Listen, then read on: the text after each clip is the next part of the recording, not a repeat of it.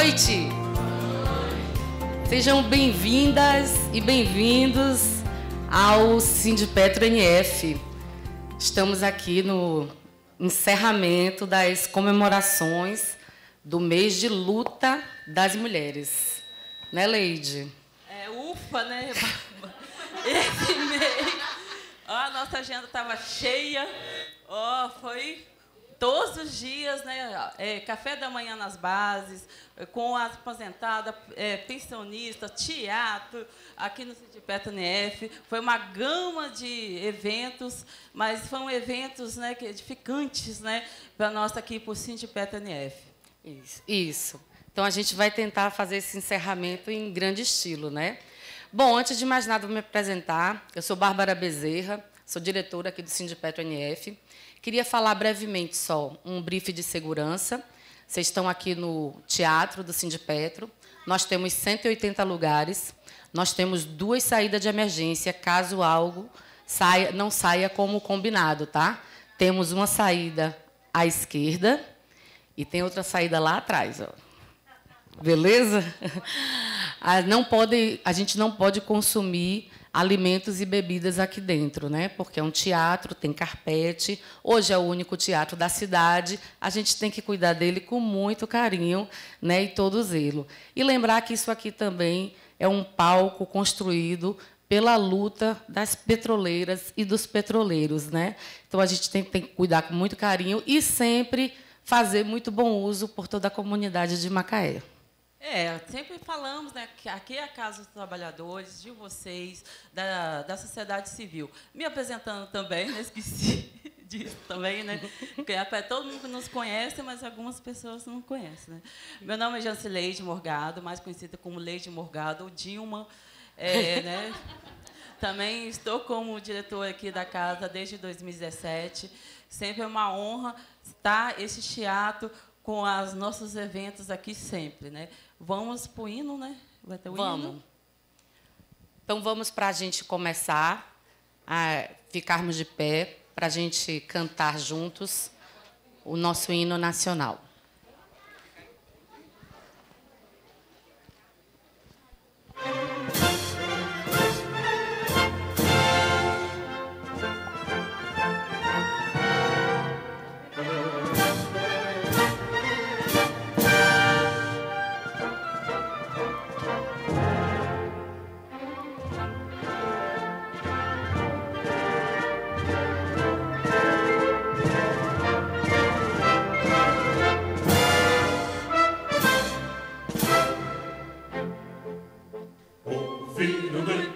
As margens plácidas de um povo heróico, bravo, retumbante, e o sol da liberdade em raios fúlgidos brilhou no céu da pátria nesse instante.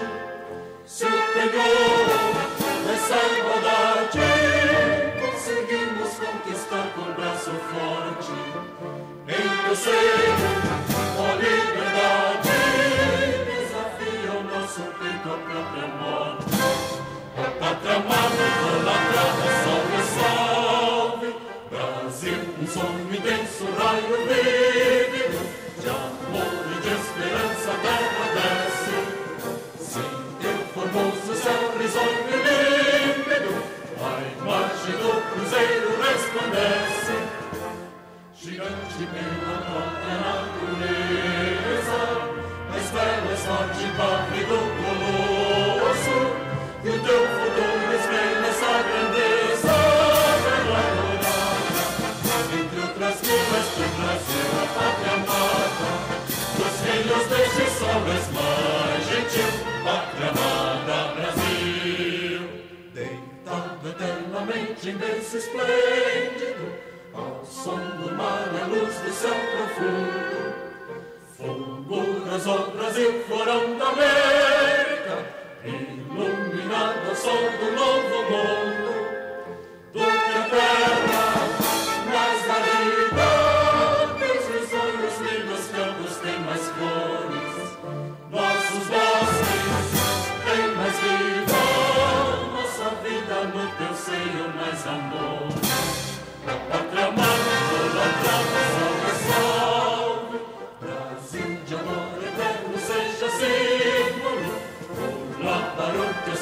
estrelas estrelado, e diga o verde louro desta flor, mas no futuro e glória no passado, o cerques da justiça crava forte, verás que o vinho teu não foge à luta, nem teme quem te adora a própria morte. Terra morada, entre outras vilas tem Brasil, a pátria amada, os filhos deste sol és mais gentil, pátria amada, Brasil.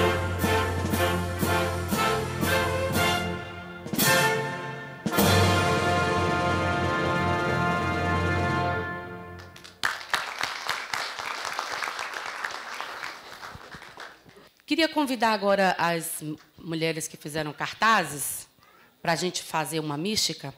Vamos ficar de pé, as mulheres.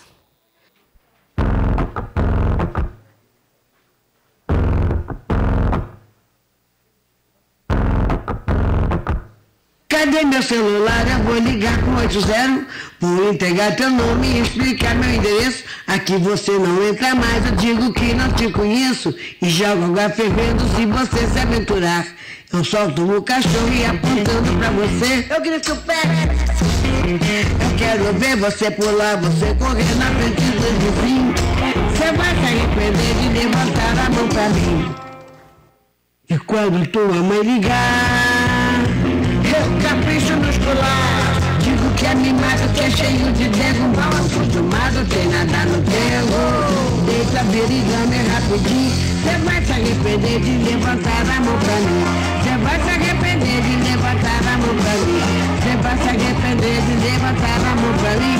Cê vai se arrepender de levantar a mão pra mim. Cê vai se arrepender de levantar a mão pra mim. Mão cheia de dedo, cedo, cheio de unha suja, e pra cima de mim, pra cima de moaja, né, mané?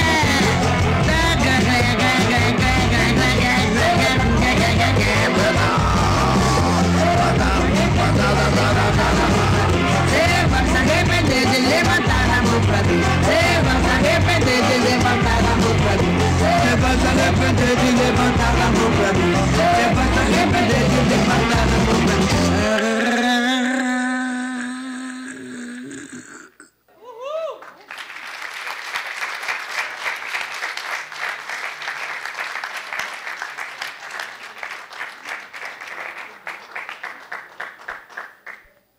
Obrigada, meninas. Todo mundo conseguiu ler?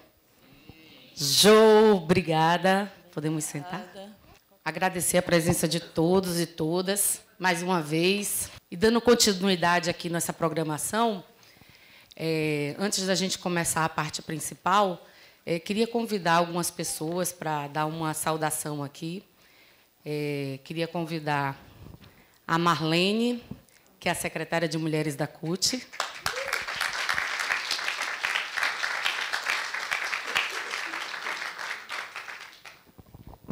Boa noite a todos, todas e todos. É um prazer, mais uma vez, estar aqui nessa casa a convite das nossas aguerridas companheiras e estar falando em nome da CUT. E já nós fizemos uma mística muito maravilhosa e nós temos várias questões para serem regulamentadas no governo, entre elas a Convenção 190 da OIT pela eliminação da violência e a violência e assédio no mundo do trabalho.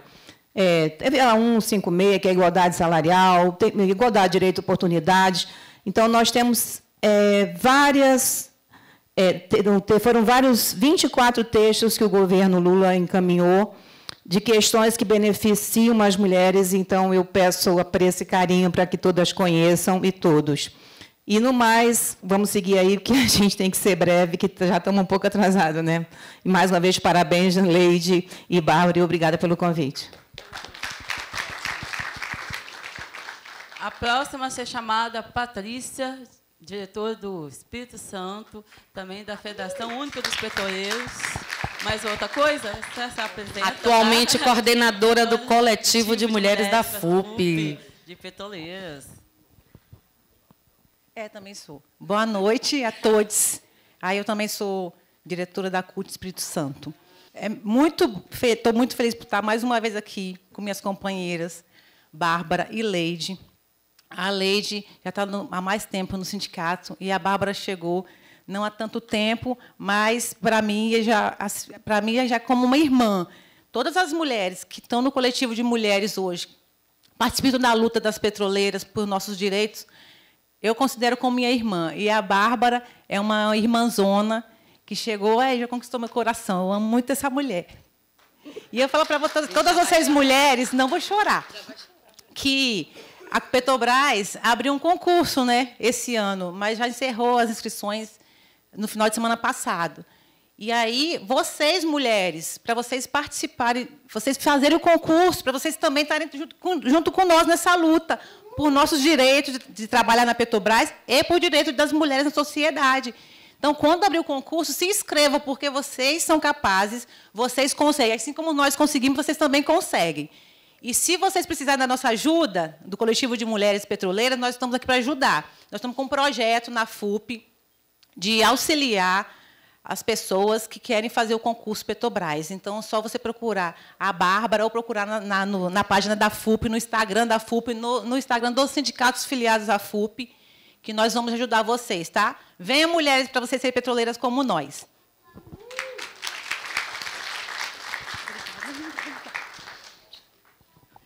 Chamar também para dar uma saudação aqui a Conceição de Maria, que é nossa diretora também, hoje está licenciada, também é presidente do PCdoB, aqui em Macaé, e é autora desse livro maravilhoso que vocês receberam na entrada. Ela disse que vai dar o autógrafo depois, tá, gente?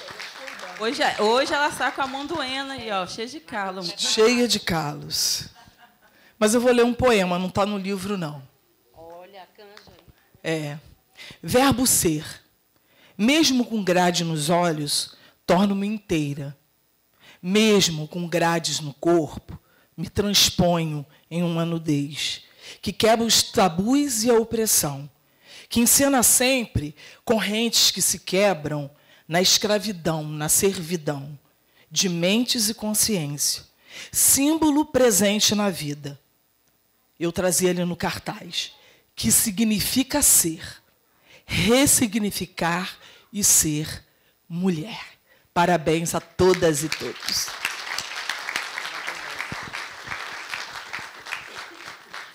E, por último, não menos importante, para dar uma saudação, nosso coordenador geral, Teseu Bezerra. E aí, pessoal, boa noite a todos e a todas.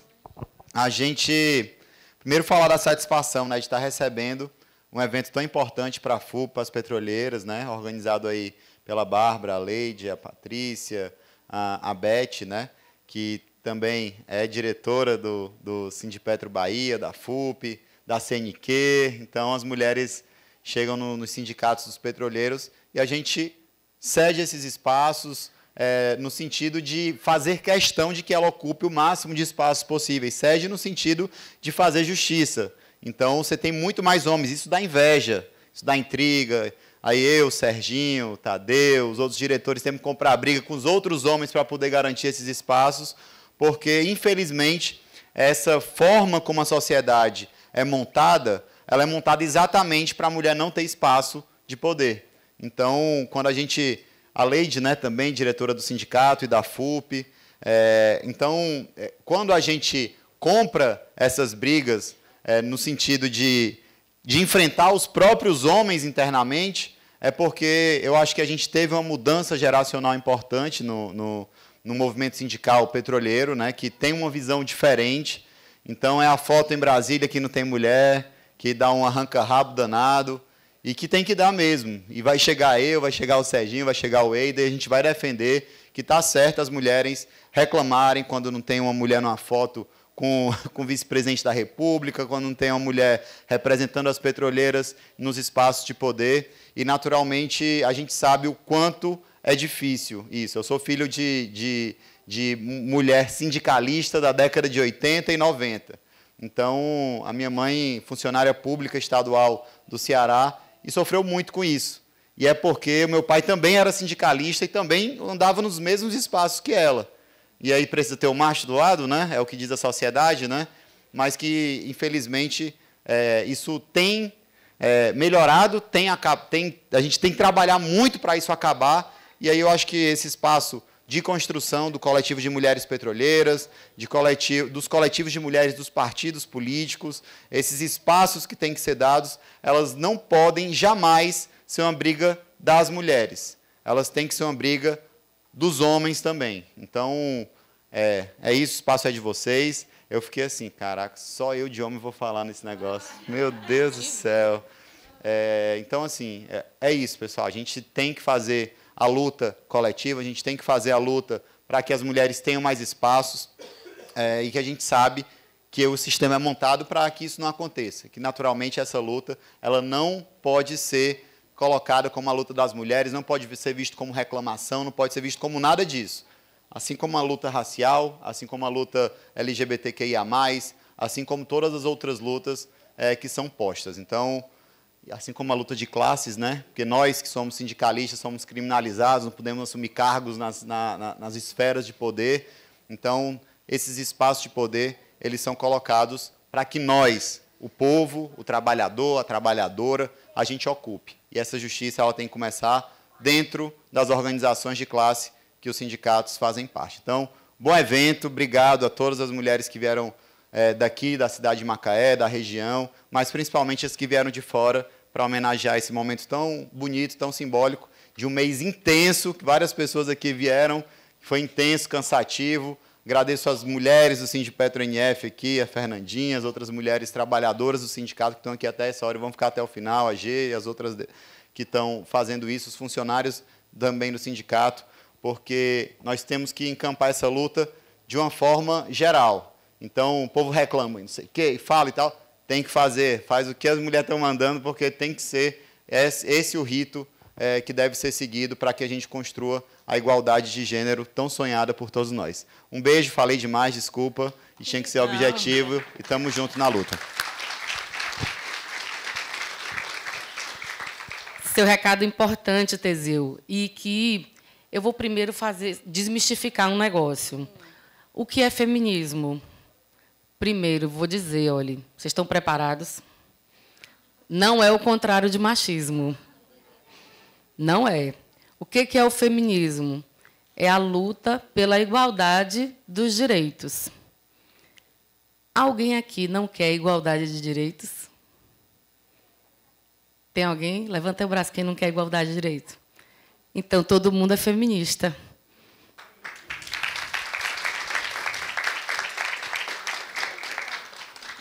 Então, sejam bem-vindos.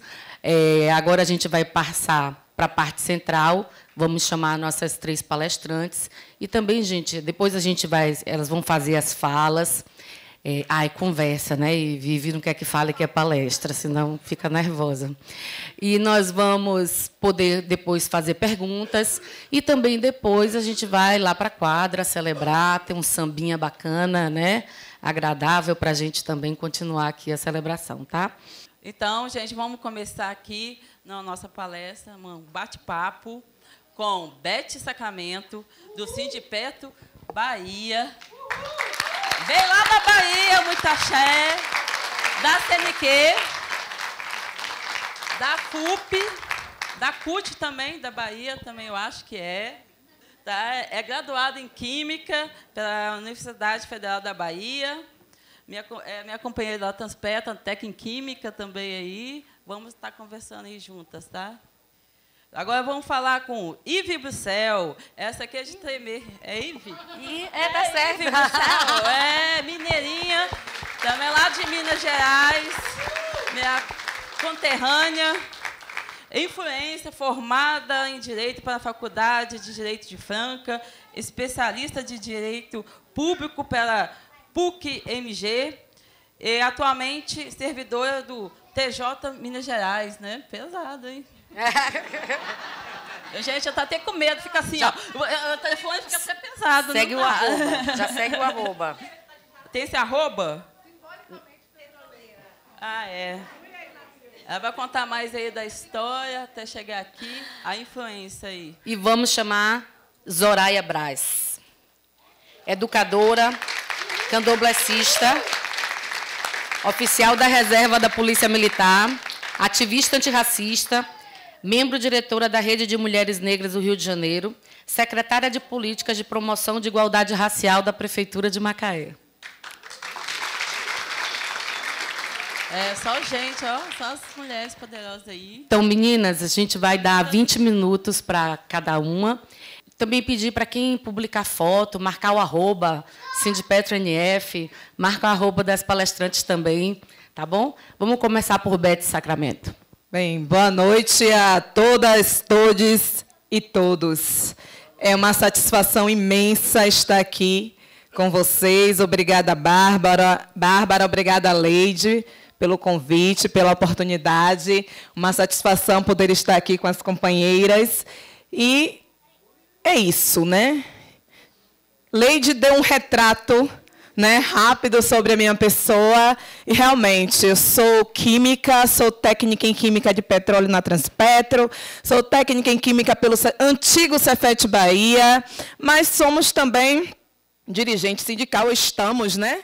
E estudante também na área de educação sexual e na área de sexualidade e terapia sistêmica. Então, quando quiser também falar sobre sexualidade, estamos aqui à disposição para tratarmos sobre o assunto. Porque também não deixa de ser uma dor e violência que atravessa os femininos, mas também atravessa os homens. Difícil é admitir, né? Difícil é entender quão violento é essa questão da sexualidade, né? Como ela nos atravessa de diversas formas. Isso passando a parte profissional, né?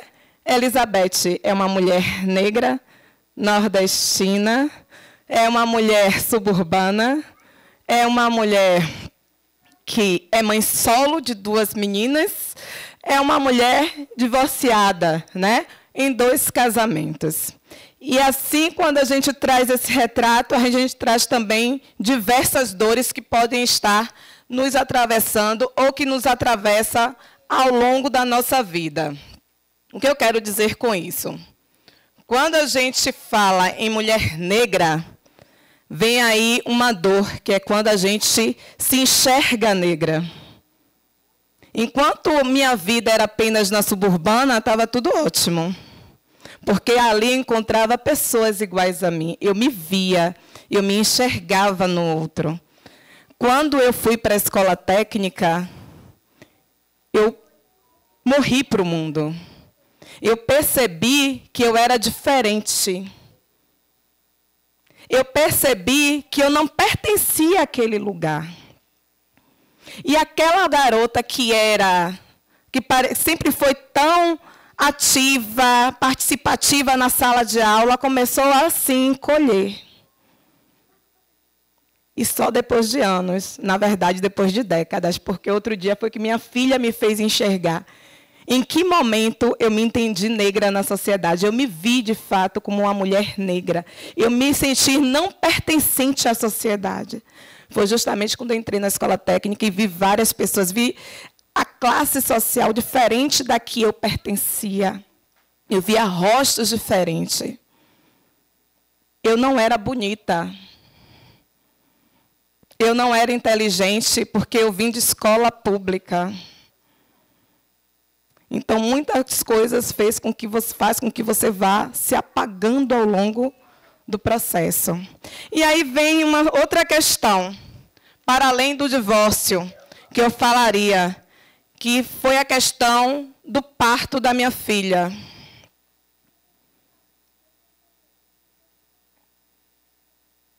Eu rompi a bolsa, não tive dor e fui para o hospital. Eu precisava fazer uma cesariana. Era um hospital público. Os médicos não queriam fazer a cesariana. Me colocaram no soro. Eu comi dor a noite toda. Minha filha quase veio a óbito. Teve uma parada respiratória. Eu precisei fazer tratamento nela durante 1 ano para verificar se ela teria algum tipo de sequela. Aí você vê a violência que o Estado te proporciona. É uma violência que nós chamamos de violência obstétrica. Eu não posso abortar. O Estado me criminaliza. Mas o Estado pode matar minha filha, pode matar nossos filhos, por falta de atendimento digno. E essa é uma violência que muitas de nós mulheres passamos, mas normatizamos. E não brigamos pelos nossos direitos. Foi um ano tendo que me virar em transporte, um ano tendo que me virar em tempo. Como é que trabalha? Tendo que levar filho para tratamento. Sendo que é um problema, ou foi um problema criado pelo Estado.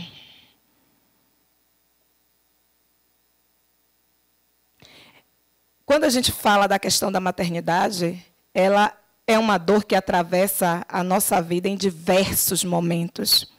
E eu vou voltar para falar sobre ele. Quanto ao divórcio, é outra violência que nós sofremos entre os nossos entes. E para fora também. Quando eu estava para me separar, eu fui casada por 2 vezes, eu era evangélica na época.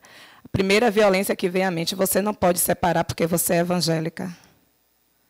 Ou seja, você tem que aceitar todo tipo de violência, todo tipo de dor, cortando o seu corpo. Porque você é evangélica, você precisa dar exemplo. Depois vem a sua família. Você vai ser divorciada? Você vai criar sua filha sozinha? Depois vem a sociedade. Se você separou, é porque o problema pode estar em você. Alguma coisa de errada você fez. E se você resolve permanecer sozinha, porque você não quer voltar a ter uma vida de violência, por que você está sozinha? Por que ninguém te quer? Nunca é a mulher que não quer. É o homem quem quer ou deixa de querer. E aí a gente aprende a usar aquela frase. Alguém sabe qual é a frase? Antes só que mal acompanhada. Eu preciso cultivar uma coisa que se chama paz mental. E se tira a minha paz, não me satisfaz, não vale a pena ter ao lado. E a máxima é, gente, ninguém tem nada a ver com a vida de ninguém. Cada qual cuida da sua vida. Quer casar, case. Quer ter filho, tenha. Não quer ter, não tenha. Olhe como nós vamos violentando uns aos outros o tempo todo, impondo as nossas verdades, as nossas crenças sobre a vida do outro. Mas voltando à maternidade, que é um grande problema que atravessa, problema, vírgula, problematizam isso, né, para a vida das mulheres, na verdade. Eu passei uma outra situação, que foi quando essa mesma filha minha, ela teve pneumonia, e eu cheguei no hospital, e a médica disse que eu voltasse para casa porque minha filha não tinha nada, sem ao menos pedir um raio-x. Gente, era só um raio-x. Não ia sair do bolso dela, não. Era só um raio-x. E se eu não suplicasse a ela, dizendo que minha filha não estava bem, ela não teria mandado fazer o raio-x.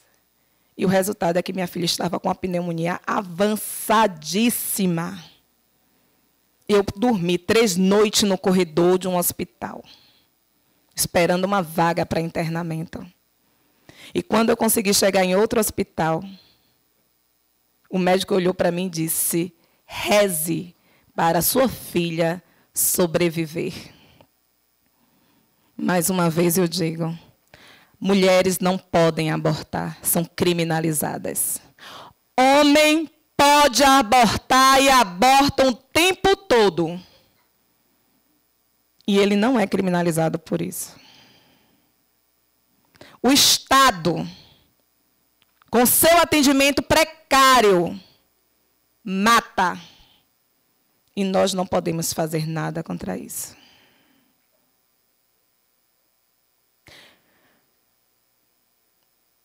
Quando a gente fala da maternidade, é um calcanhar de Aquiles para as mulheres. Quando a gente vai para o mundo do trabalho. Gestar, maternar, é sempre acompanhado de assédios. As mulheres vivem, muitas vezes, com medo. Medo de pedir uma licença para levar no médico, medo de dizer que está grávida. E que mais tipo de assédio acontece com ela? Deixa de ser promovida porque engravidou, deixa de ser promovida porque tirou licença maternidade, deixa de ser promovida porque precisou levar o filho no médico. Que tipo de sociedade nós estamos construindo? Uma sociedade onde as mulheres vão abrir mão de maternar, abrir mão de ser mãe, para não passar por determinadas violências.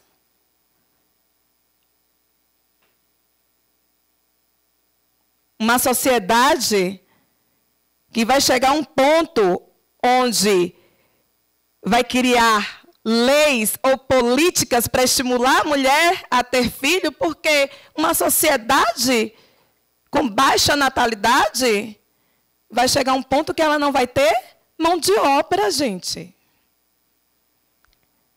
Para que tipo de sociedade nós estamos caminhando? Se já é difícil para a mulher estar ou ser, imagine na indústria. A quantidade de mulheres na indústria é infinitamente menor em relação aos outros espaços.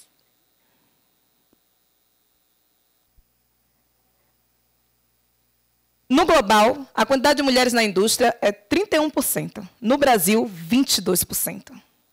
Na Petrobras, 17%. Só que quando a gente fala de mulheres na indústria, a gente também precisa fazer um recorte que muitas vezes não é feito. Quantas dessas mulheres estão na área operacional? Porque na indústria, muitas mulheres estão na área administrativa. Muitas mulheres poderiam estar na área operacional ganhando tão bem quanto muitos homens. Mas muitas vezes também a área operacional não está estruturada para receber essas mulheres. E é muito mais fácil abrir mão delas do que estruturar espaço. Não. Não é facilidade. É manter a estrutura como está. Um espaço apenas para os homens. E é um espaço, muitas vezes, adoecido. Porque são homens que têm dificuldade de conviver com as mulheres. Eu acho interessante como os homens... Algum homem aqui nunca foi na praia? Quem aqui nunca foi na praia? Então, todos os homens já viram uma mulher de biquíni, né?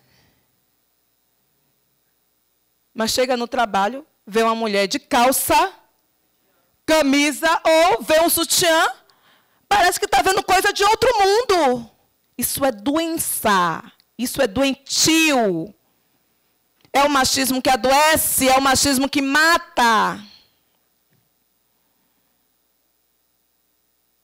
Na indústria, isso é pior ainda.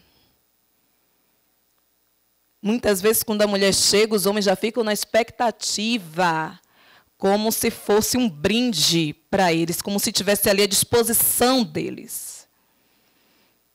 Então, na indústria, nós não temos um espaço acolhedor para as mulheres.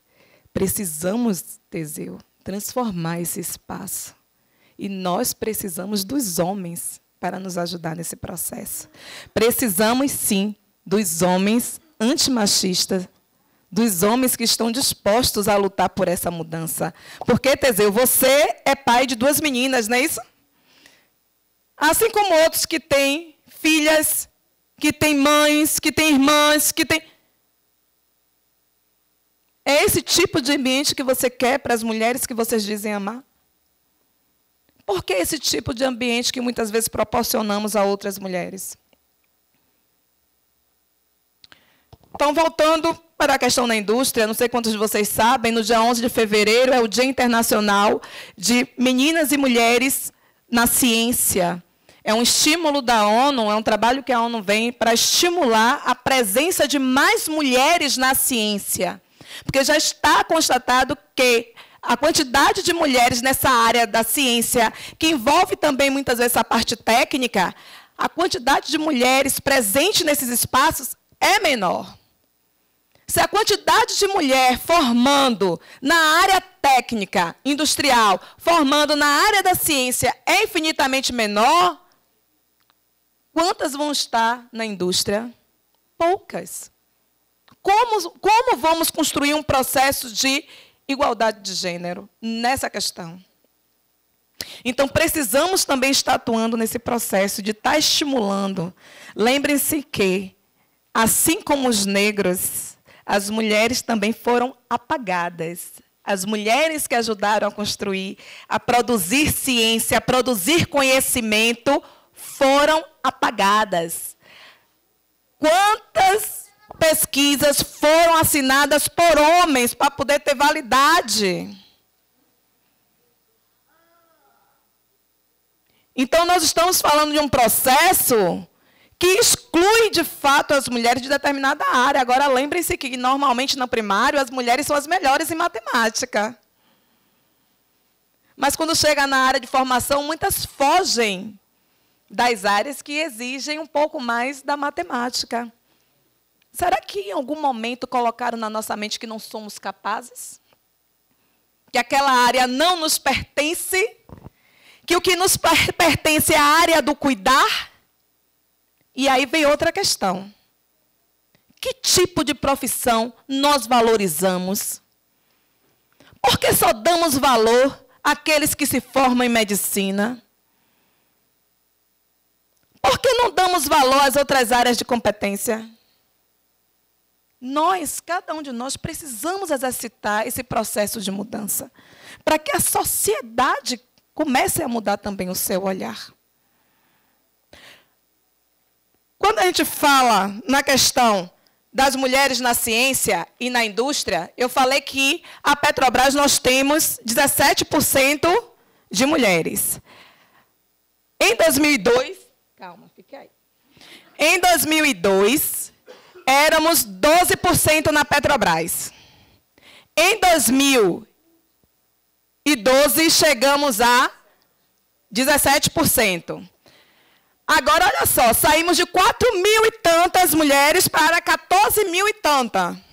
Crescemos praticamente 10.000, mas muito mais de 100%, quase 200% em quantidade de mulheres. Mas saímos de 12% para 17%. Em percentual, né, foi pouco. Foi pouco, avançamos, mas pouco. Em 2022, caímos para 7.000 e poucas mulheres. Caímos a metade. Mas mantemos o percentual de 7%. Agora, quando a gente vai para a parte de gestão, 19% de mulheres. Poxa, interessante, né? Em termos percentual, temos mais mulheres na gestão do que no quadro total de funcionárias. Entretanto, vamos fazer um recorte? Quantas mulheres pretas tem no cargo de gestão da Petrobras? 0,04%.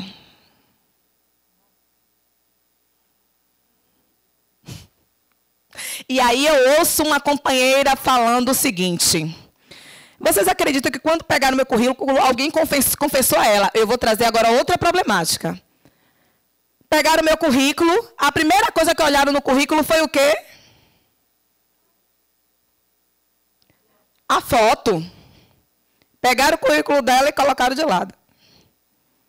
Foram analisar todos os outros currículos e não acharam ninguém apto para aquela função de gerência. E aí resolveram voltar ao currículo dela. Ela era a única que tinha um currículo apto a ocupar aquela função. Eles analisaram o perfil dela. Resposta: ela não era tão bonita assim para ocupar aquele cargo. Oi? Isso. É sobre você ser branco ou preto? É sobre você ser magro ou gordo? É sobre você ter um perfil que atenda a um determinado padrão. E de onde veio esse padrão? Quem criou? Quem disse o que é belo?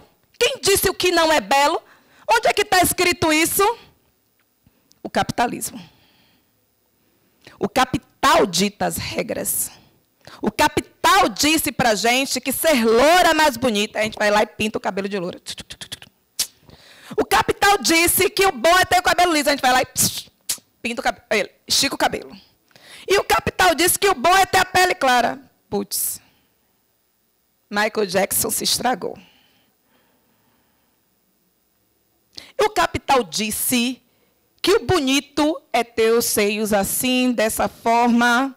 E hoje o capital já está trazendo outra violência. Eles inventaram agora a cirurgia dos lábios da vagina, os lábios vaginais. E tem um monte de mulher fazendo cirurgia, cortando os lábios vaginais. Que dele faz parte a composição do nosso clitóris. Ou seja, tem mulheres se mutilando para atender uma estética, porque o mercado está dizendo que o bonito é ser de tal forma ou daquela forma.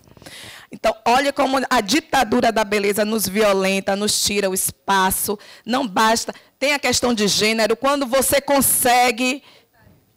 O etarismo é uma outra questão, né? Então, nós mulheres somos atravessadas por violência ao tempo todo. A sua competência, a sua capacidade, ela não está na balança, na maioria das vezes.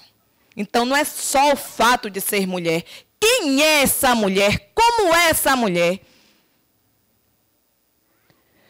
Bem, para além disso, no caso da Petrobras, as mulheres de nível médio, elas ganham 77% do que os homens ganham. E no nível superior, 92% do que os homens eles ganham. E como é que nós vamos alcançar a igualdade se não temos pessoas com interesse nesse setor? Como eu falei antes, precisamos estimular o gosto por essa área da sociedade, por essa área da formação, por essa área da profissão.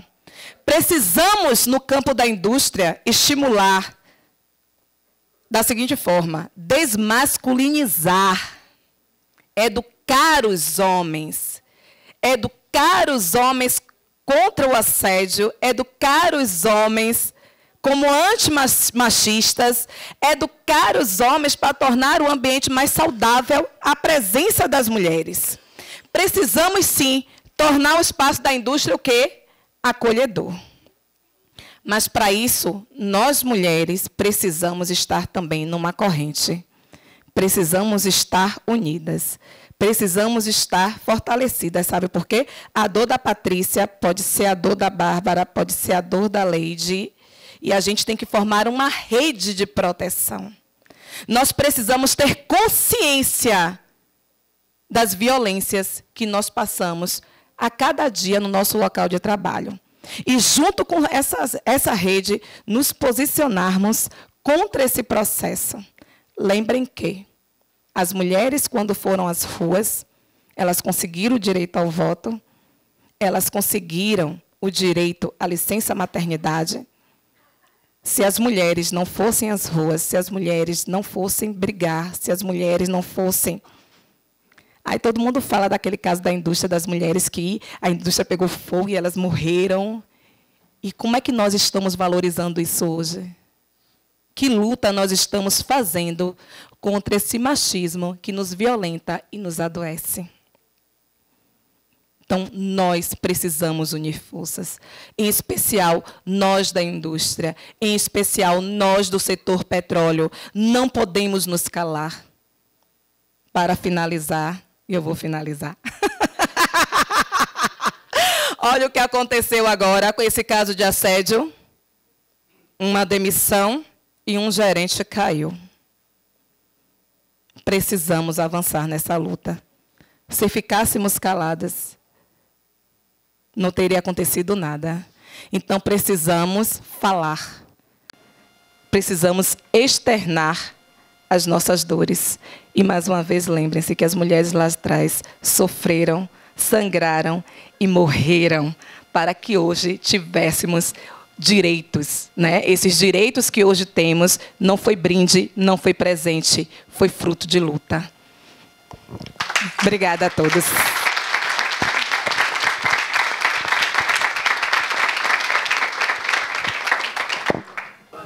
Boa noite a todos. É um prazer a gente estar podendo fazer parte, né, dessa roda de conversa aqui promovida pelas meninas da diretoria do Sindipetro. Muito obrigada, viu, pelo convite. E assim, é sempre muito bom a gente poder estar participando de rodas diferentes, porque a gente vai aprendendo muito, né? Beth foi magnífica aí na sua fala, sabe? Deu muito, para mim trouxe bastante conhecimento, né? Desvendou muita coisa, sabe? Muito interessante, muito interessante. Algumas coisas a gente tem de pensamento em comum, né? Mas muita coisa eu aprendi hoje e a gente acaba se solidarizando, né, com a dor das outras também, né? Porque a gente não sabe a fundo o que acontece na vida de uma mulher petroleira, né? Eu me chamo Zoraia Braz, né? Zoraia Braz, são 59 anos, eu sou educadora, sou da reserva da Polícia Militar, eu sou da primeira turma da Polícia Militar. Hoje eu estou secretária de Políticas de Igualdade Racial aqui no município de Macaé. Eu moro aqui há 20 anos, né? Moro em Macaé há 20 anos, mas tenho o título de cidadã macaense. Aprendi muito a trabalhar aqui na comunidade de Macaé, né? no município de Macaé, por conta de várias representações, né, que eu já tive aqui em Macaé, em vários conselhos e tal. Eu sou avó de Vitor Hugo, mãe de Jonathan, que me acompanham quase sempre, né, sempre que dá. São meninos feministas, não é isso, Bárbara? São meninos feministas, são ativistas, porque a gente tem que, da mesma forma que a gente chega por conta dos passos que vêm de longe, a gente tem que também deixar legado, né? Hoje, se eu posso estar falando um pouco das nossas histórias, é porque eu acompanhei mulheres da minha família e mulheres que eu sempre admirei, né? Mulheres ativistas também. Eu sou uma mulher subversiva, né? Eu sou uma mulher subversiva por quê? Porque dentro do espaço em que eu passei a maior parte da minha vida, né, que foi dentro de um espaço militar, eu subvertia por conta de um sistema que não estava ainda preparado nem para mulheres e menos ainda para mulheres negras. Pensem vocês que, assim, o que a gente, como eu falei, né, a primeira turma é uma turma de 1982. Quem é de antes de 82 aqui? Eu acho que é a minoria, né? Quase ninguém aqui era nascido.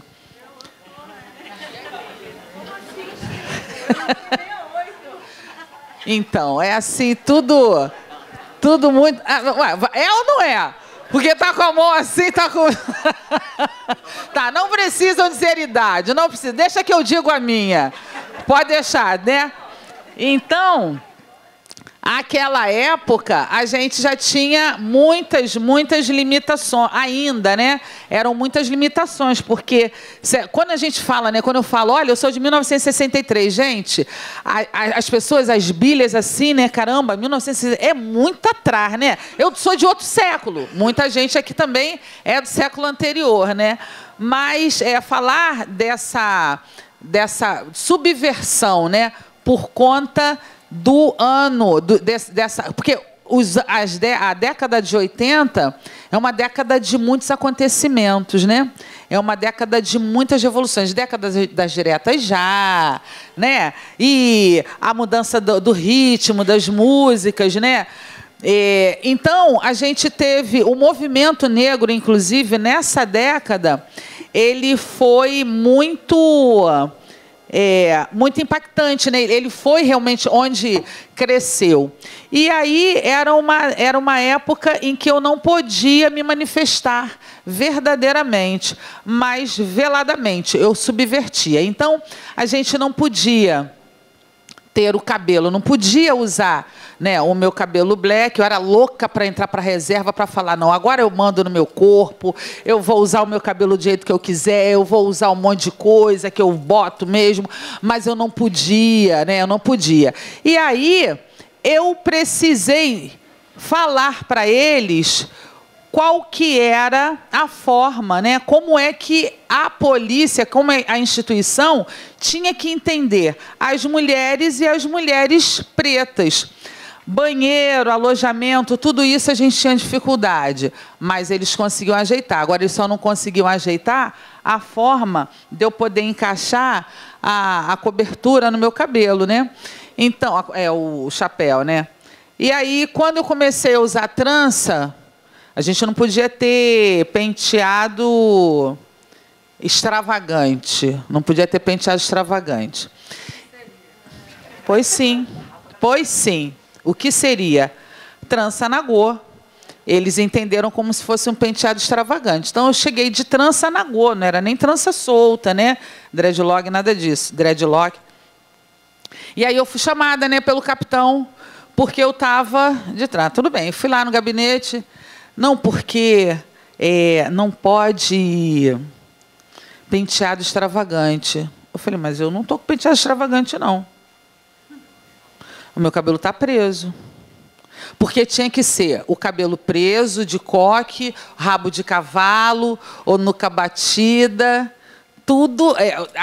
Tinha um rabo de cavalo de lado, então rabo de cavalo para trás, tudo que não dava para fazer no meu cabelo. Na época, eu até alisava o cabelo. Na época, eu não tinha o cabelo totalmente crespo, né? E aí, então, eles entenderam. Não, realmente...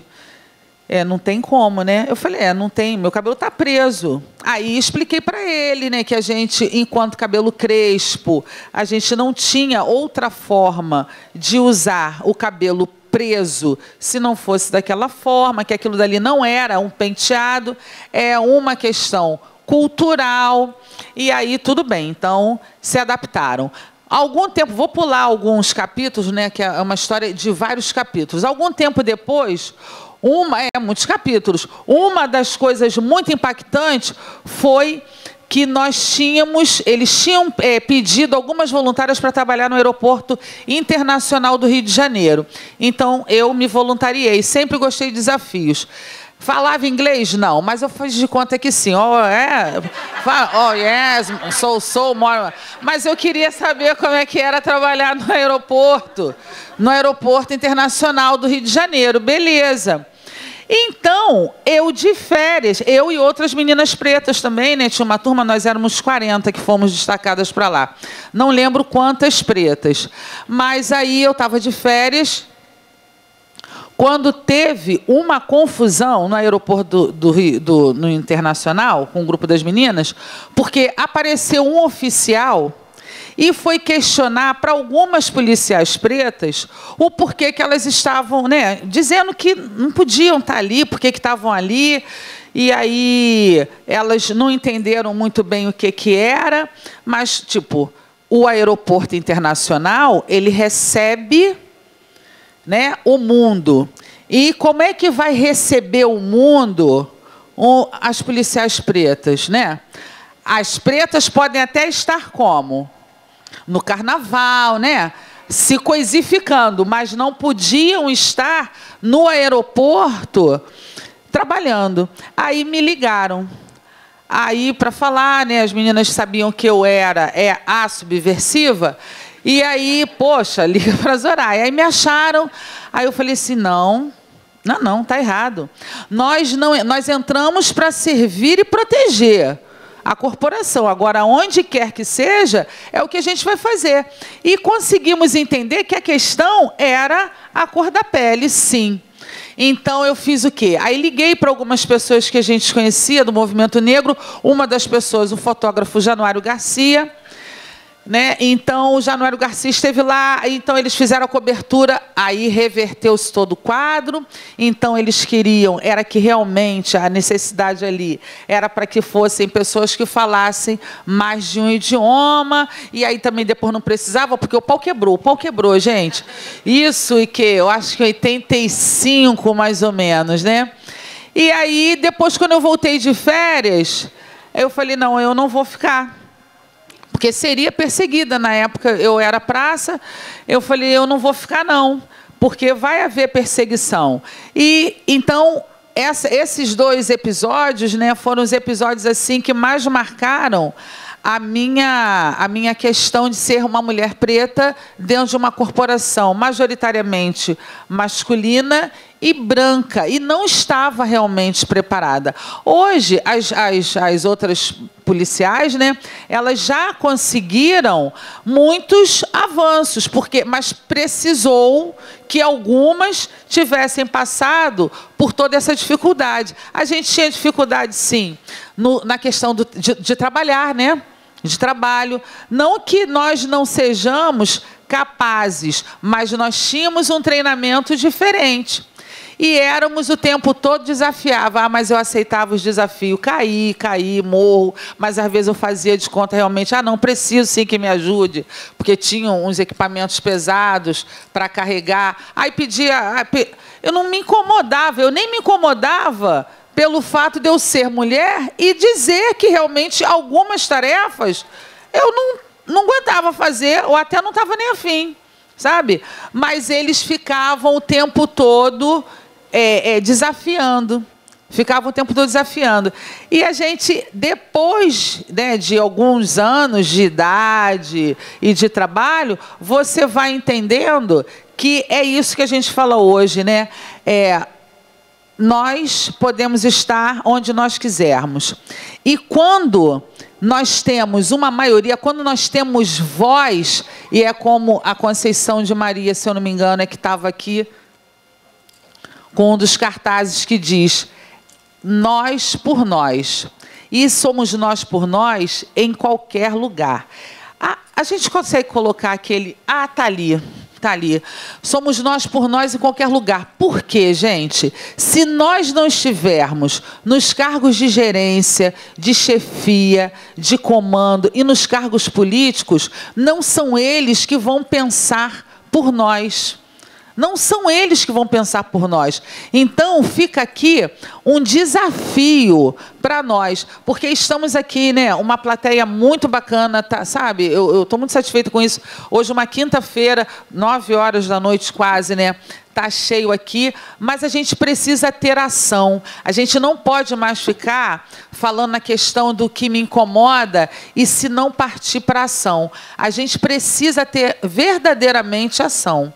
Então, precisamos encorajar mais mulheres a se atreverem a mudar o mundo, porque o mundo, as grandes revoluções, elas começam a partir do movimento de mulheres. São as mulheres que fazem realmente o mundo girar, porque são as mulheres que têm o poder. O nosso poder, ele está em qualquer lugar. Não é apenas o poder político partidário, porque política a gente faz todo dia. A gente tem que ter essa consciência, sabe? Que tudo tem que ser ato político. Você estar em qualquer lugar que você estiver, você tem que ter, sim, pretensão de estar fazendo ali política. A gente não veio aqui só para fazer bolinho de chuva, delícia, a gente está todo mundo com fome, sim.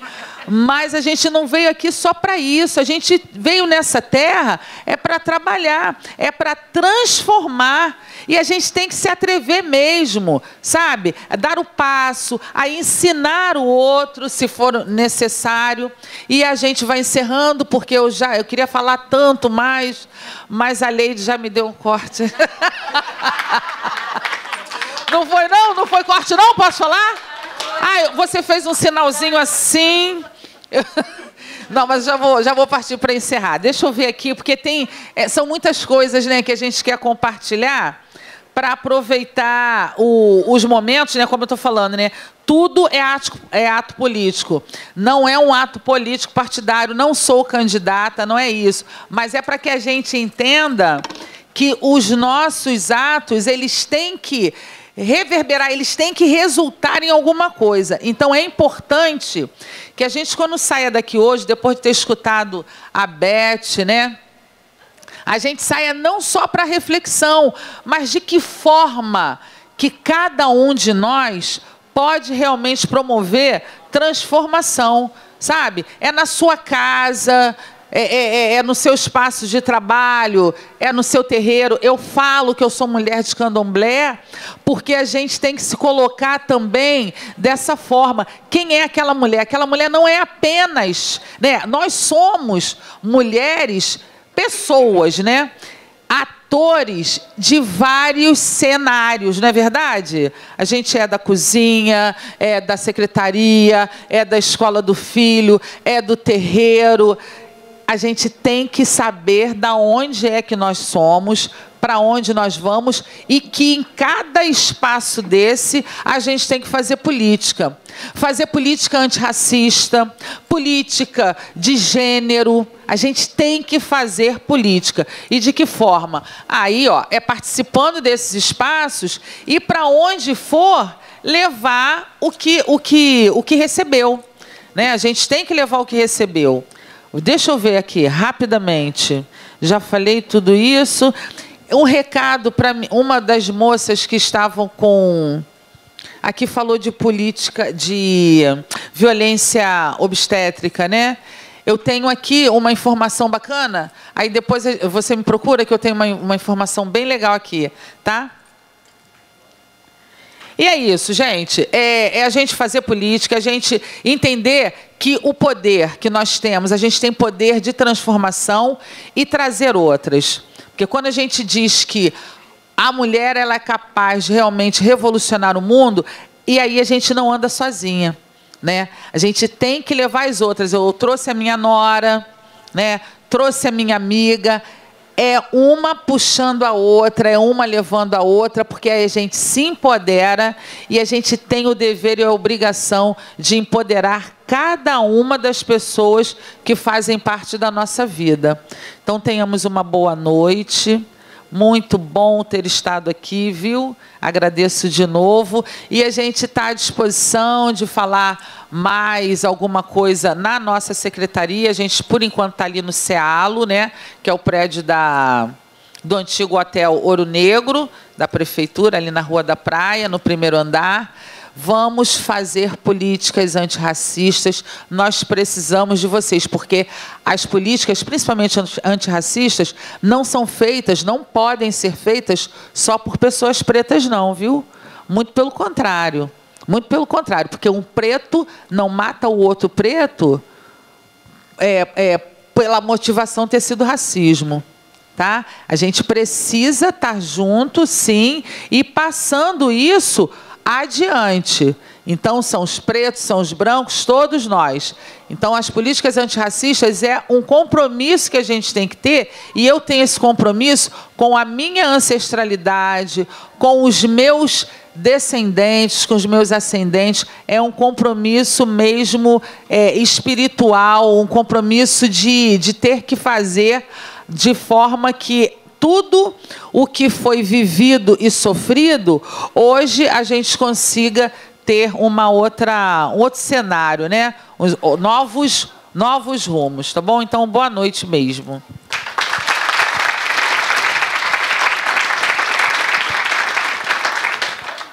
Boa noite a todos e todas. É bom ter ficado por último, porque assim eu fui assimilando, né? A fala da Beth eu recebi assim, foi uma catarse, recebi com um soco, assim, foi muito importante. Obrigada pela sua fala. É muito importante eu escutar uma mulher preta. Eu, com o meu privilégio branco, eu não sei o que é sofrer um racismo, não sei o que é sofrer um racismo, Zoraide. Então, assim, é muito importante eu escutar. E, bom, vamos lá. Primeiramente, eu queria agradecer a Bárbara pelo convite de estar aqui. Bom, enfim, meu nome é Ive, né, Ive Bruxel, eu faço conteúdo na internet, eu comecei assim do nada, nunca tive pretensão, né, de ser criadora de conteúdo, não vivo disso, até porque eu sou servidora de carreira do Tribunal de Justiça, sou servidora pública, defendo o serviço público. E, só cortando rapidinho, eu estou muito... eu fiquei maravilhada com a estrutura aqui do sindicato. Vocês têm um teatro, gente, né? Eu achei isso fantástico. Depois que a Bárbara me falou que o teatro foi construído com dinheiro da restituição da multa de greve, eu falei, não, que massa, né? Que legal. Então, assim, isso mostra a força da categoria de vocês, né? Da categoria dos petroleiros, ter um sindicato forte desse jeito. Então, assim, muito me orgulha. Né? Então, eu comecei porque o governo Bolsonaro me obrigou, na verdade. Né? Então, assim, eu brinco que eu faço das redes sociais uma espécie de divã, né? Porque eu estava vendo tudo o que estava acontecendo, né? Na pandemia, com o desmonte das políticas públicas, né? O descaso. Eu falei, gente, eu preciso falar, eu preciso externar tudo que eu estou sentindo, porque senão eu vou ficar louca, né? E aí eu comecei a produzir vídeos, as pessoas começaram a se identificar com o que eu estava falando, porque eu era assim, sou uma anônima, era uma anônima, enfim. Mas assim, nossa, que bom que você está falando isso, porque eu penso como você, mas não vejo ninguém falando, ninguém me representa. Então eu tô compartilhando seus vídeos no grupo da família, não sei o quê. E aí, por que eu estou aqui hoje? Né? Porque a Petrobras sempre foi um assunto, uma causa que muito me comove. Né, muito me toca, é um assunto caro para mim, assim. Então, por que eu comecei a falar da Petrobras? Por causa do raio da Lava Jato, né, que foi uma operação, a maior operação lesa pátria da história desse país, né? E aqui eu posso falar, né, e eu não sou presidente da República, não tenho cargo público, eu também não vou sossegar enquanto eu não ferrar com o Sérgio Moro. Porque, gente, nossa, porque eu acho que eu tenho mais ranço dele, assim, mais ódio dele do que do Bolsonaro, do que do grupo dele, assim, porque o Sérgio Moro, eu acho que ele consegue ser pior do que... Ele é um fascista de sapatênis, entendeu? Assim, ele é um fascista dissimulado, né, que pinta, né, como combate à corrupção, não sei o quê, mas ele é muito, muito malandro e corrupto.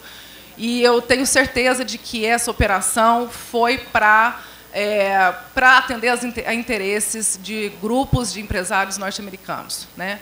E o objetivo secundário foi prender o Lula, porque a gente sabe que, se o Lula fosse eleito em 2018, todo esse desmonte da Petrobras teria sido evitado, né? Pelo menos parte dele. Né, grande parte dele, né, porque o Lula é um estadista e tem uma visão completamente diferente do que a extrema-direita, do que a direita, esses liberais que nos chamam de parasitas, né, os servidores de parasitas, mas, na verdade, são eles os parasitas, porque eles, né, adoram uma teta do Estado, né, adoram vender tudo que é nosso, embolsar para eles, e a gente que arque com os custos, né, o consumidor é que o povo que se ferre. Né. Então, eles são os verdadeiros parasitas.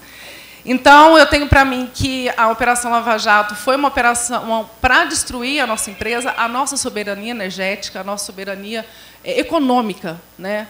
Porque, gente, não existe soberania, independência, soberania política e econômica sem uma estatal forte, sem empresas estatais fortes. E é assim em todos os países do primeiro mundo.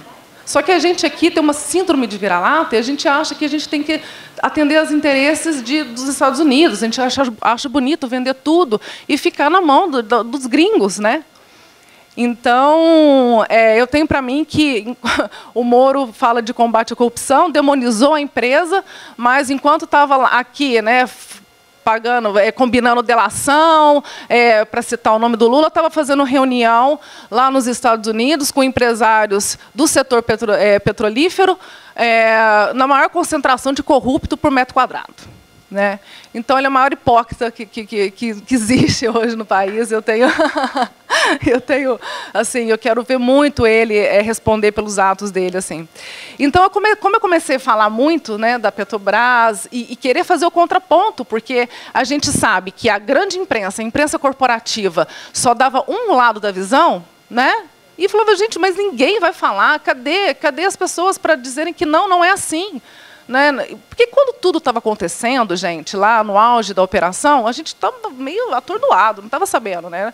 Só que depois, olhando de cima, quando tudo aconteceu, a gente consegue ver, né, quais foram os verdadeiros objetivos de tudo isso.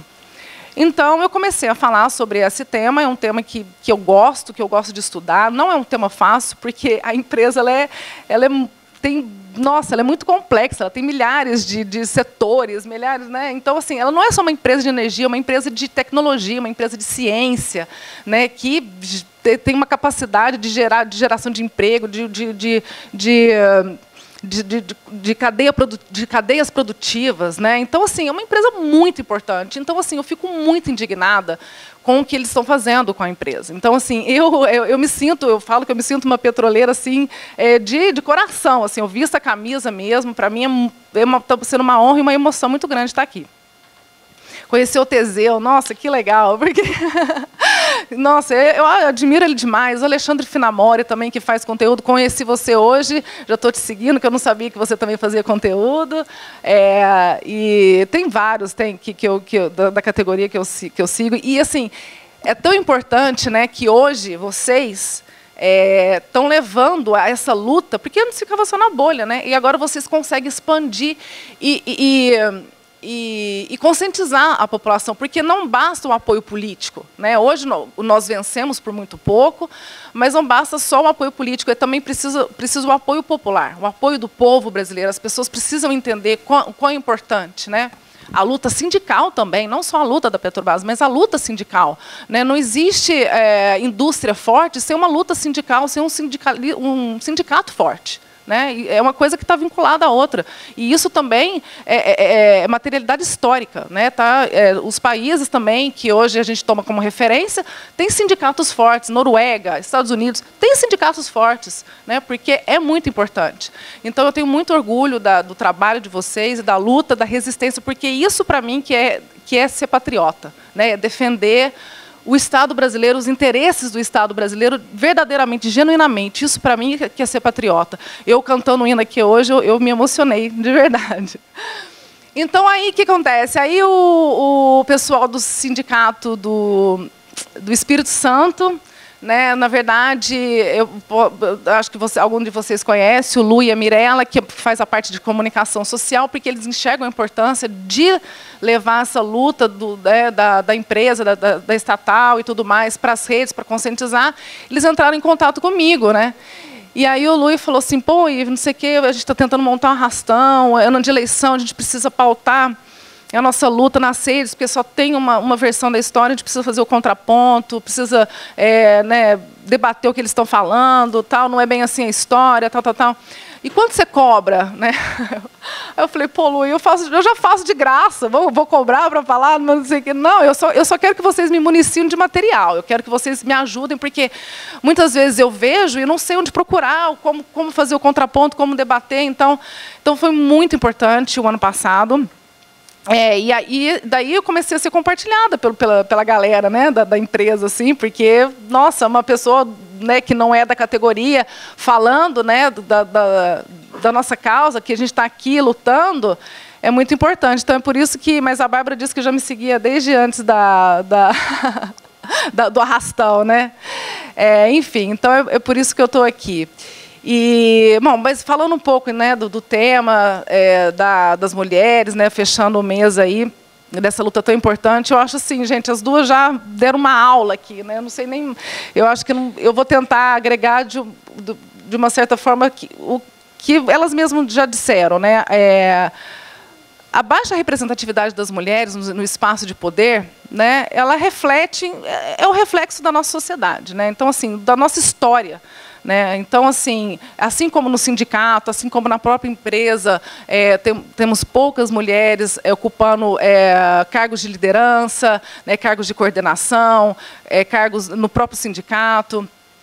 É uma questão que reflete até mesmo dentro da política, né? A proporção ela é quase que bem parecida, assim. E se a gente for voltar na história, gente, as mulheres tiveram direito a voto só em 1932, né? Começa daí. E aí, depois, só em 2005, com a lei das eleições, que a gente teve cota de gêneros, né?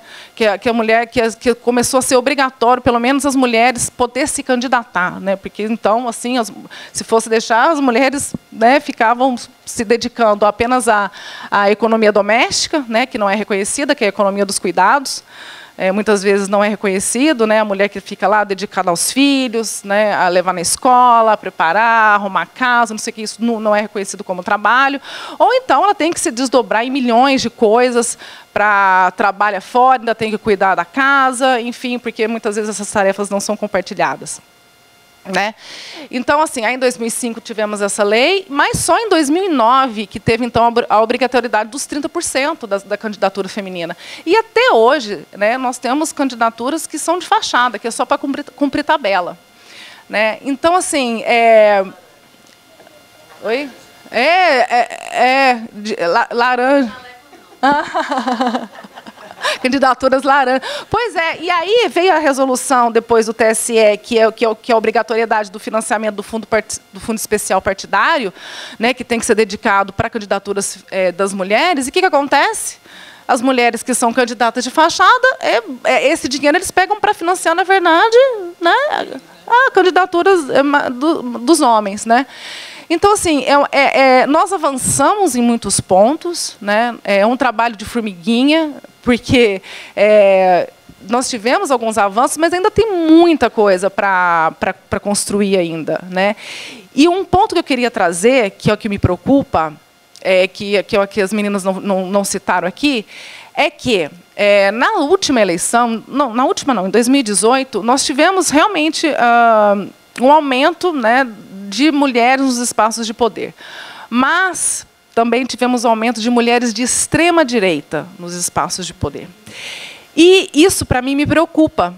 Por quê? Porque são mulheres que reproduzem o discurso machista, o discurso misógino, o discurso do patriarcado. E essas mulheres são interessantes para esses partidos de extrema-direita. Né? Então, eles vão investir nessas mulheres conservadoras, nessas mulheres reacionárias, vide Damares, vide Michele Bolsonaro, né, que hoje é presidente do PL. Né? E isso, para nós, é um atraso assim, absurdo, né? Um retrocesso. Eu queria hoje, aqui nos auge dos meus 41 anos, não queria mais estar tendo que discutir isso, porque quando eu era adolescente, quando eu comecei a me interessar por política, eu já achava que quando eu fosse mãe, quando eu tivesse mais velha, nossa, a gente ia estar com muito avançado, mas muito mesmo. Então, assim, então eu acho que isso é uma preocupação que a gente precisa ter.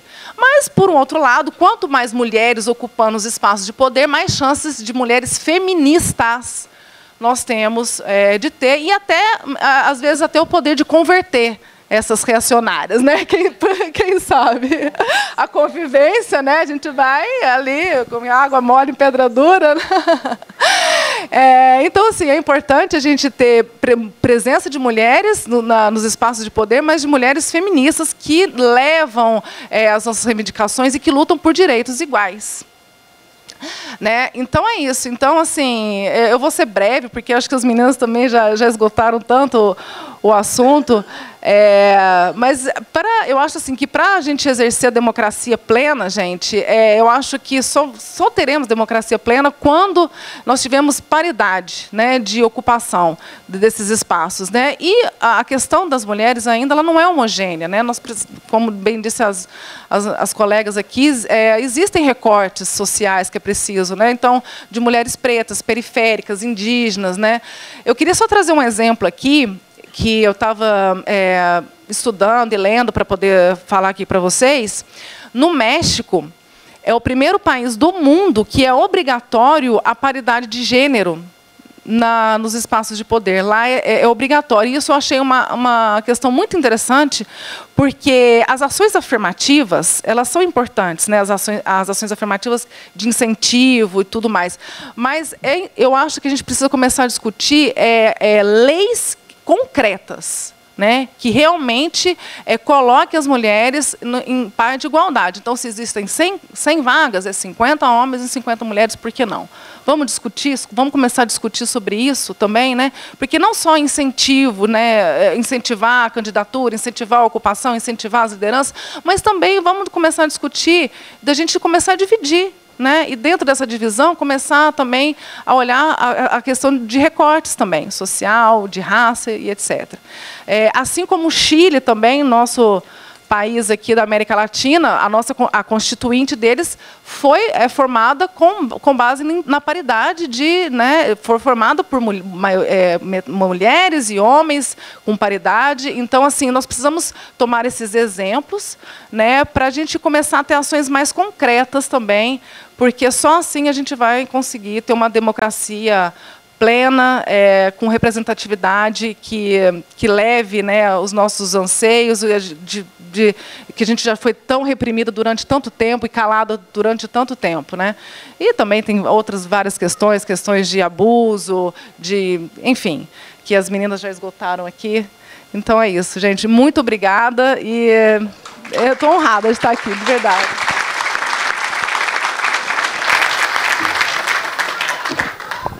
Que bacana, gente. Obrigada, né? É tão bom ficar ouvindo, dá para ficar mais tempo, né?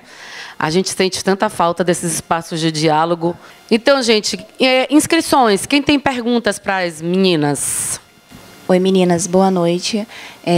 A minha pergunta é para a Beth. Beth, eu sou enfermeira obstétrica, sou doula, e minha luta diária é empoderar as mulheres sobre a questão do parto e tudo mais. Quando você falou que sofreu violência obstétrica, hoje ainda continua isso. E no SUS é uma violência constante. Tem uma diferença no atendimento no particular e na rede pública. E mesmo com todas as informações, ainda continua isso. Qual é a sua visão sobre o parto hoje, depois de tanta violência? O que você tem a dizer? Boa noite, eu me chamo Márcio Alves, eu sou diretor de um projeto social na comunidade do Bosque Azul. Eu gostaria de fazer uma pergunta a essa irmã aqui, que é lá da Bahia, né? Me disseram o seguinte, que o lugar da mulher é onde ela quiser. Então, eu gostaria de fazer uma pergunta a vocês que, assim de perto, se a gente for olhar que a maioria aqui dos homens que se faz presente já sonhou em fazer um salvatagem ou Hilde e embarcar. Eu gostaria de saber o seguinte, como a Zoraia, ela assumiu o batalhão onde a maioria é homem. Você está me entendendo? Ou seja, mano, o lugar da mulher onde ela quiser, ou seja, o homem tem que colocar ela lá ou ela tem que qualificar para se colocar nesse espaço? Essa é a minha pergunta. Eu tenho uma pergunta. Minha pergunta é mais objetiva. Na visão de vocês, como os homens devem ajudar as mulheres nessa luta? Primeiro, parabenizar, né, as companheiras aí, Zoraia, Ive, Beth.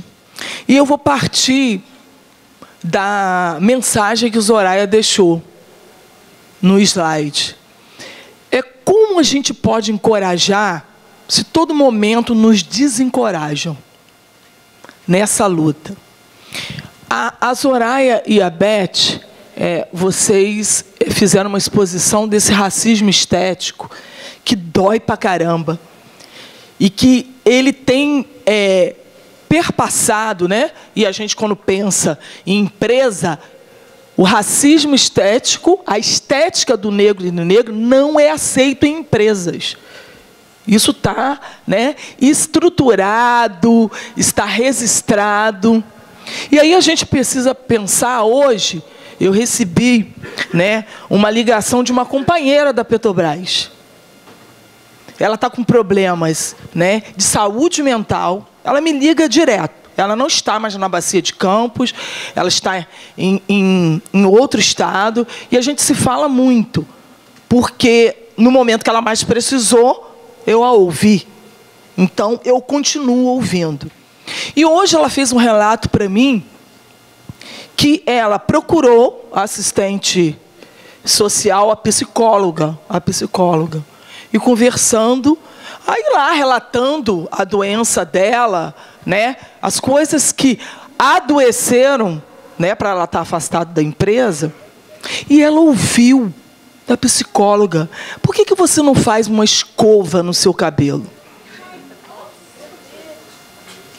E eu falei com ela assim, você responde para ela que isso começou na década de 80, querendo nos embranquecer. Porque nós não temos o cabelo liso, nós temos o cabelo crespo.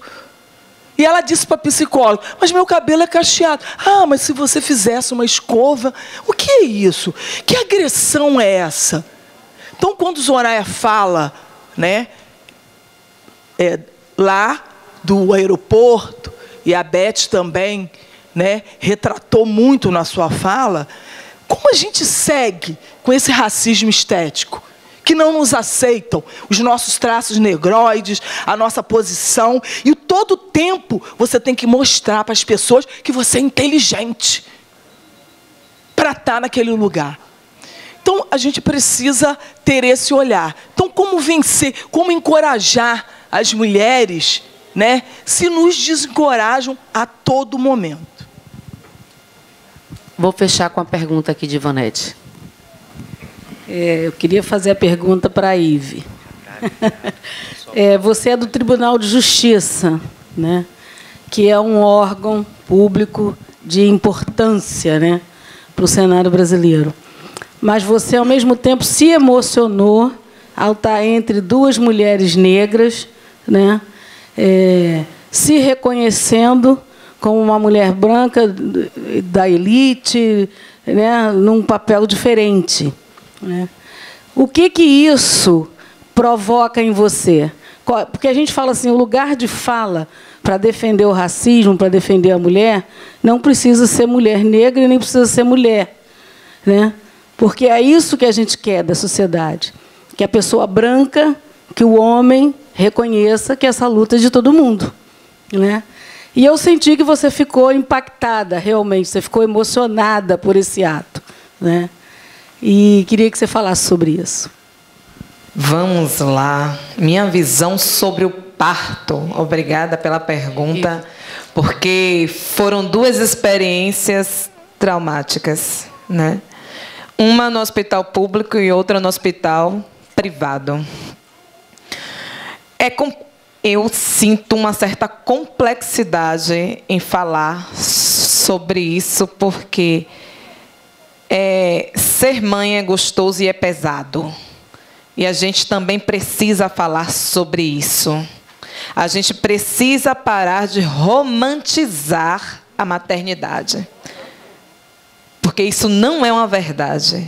É uma historinha que nos contaram, colocaram em nossa cabeça, em nossa mente. E nós abraçamos e reproduzimos como se fosse uma verdade.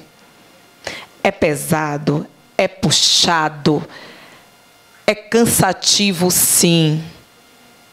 Tem suas recompensas? Tem. É gostoso, né? É gratificante. Crescemos muitas vezes como ser humano. Mas eu acho que um passo largo que a gente precisa dar é deixar de romantizar. A gente precisa trazer à tona a verdade que envolve esse contexto, para que possamos tomar a decisão de forma bem consciente. Eu acho que isso é um fator. Eu sei que logo após o meu segundo parto, minha primeira decisão foi não poder mais ter filho. Tranquei, fechei tudo, amarrei tudo. Mas também não vou dizer às mulheres que não façam, que isso é ruim, porque isso é uma decisão individual de cada um. Porém, as verdades precisam ser colocadas na mesa. E a gente precisa parar com esse romance que não é real. Sobre qualificar. Quando a gente fala do processo de exclusão das mulheres, nós estamos falando da exclusão de mulheres qualificadas. Então, não é a questão do homem colocar ou ela se qualificar.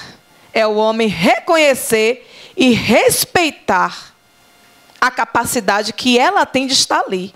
E que muitas vezes é desconsiderado pelo fato de quê? Dela ser mulher. Ou pelo fato dela ser uma mulher preta.